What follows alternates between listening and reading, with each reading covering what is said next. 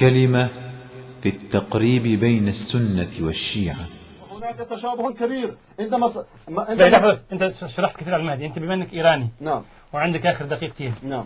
يعني الإيرانيين الآن أغلبيتهم شيعة. نعم. هل ترى مجال للتعايش السلمي الأخوي أو الحوار البناء بين السنة والشيعة؟ نعم.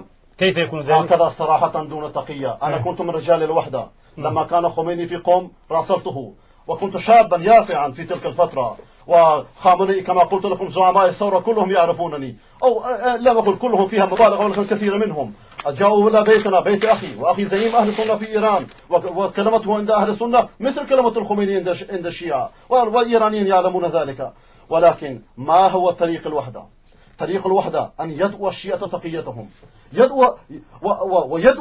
ويترك هذه الترهات، ويدعو هذه الآراء الباطنية، يحكم كتاب الله تعالى، يحكم سنة رسول الله صلى الله عليه وسلم.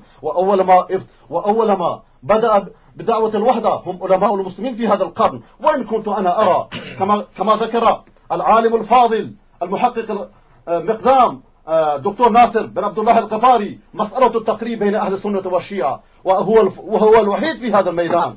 نعم. وأوصي بقراءة هذا الكتاب. نعم. أن أهل السنة والجماعة هم حريصون إلى الوحدة، ولكن الوحدة لا تقدم على التوحيد، الوحدة لا تقدم على الدين، الوحدة واعتصموا بحبل الله جميعا ولا تفرقوا. لا أننا نتحد وثم نذبح المسلمين. إيران تدعي الوحدة والشيعة يدعون الوحدة، وهم أكذب الناس في الوحدة، هم لا يؤمنون بالوحدة. واتي بقيت وقتي داخل. لا لا لا، انتهى الوقت.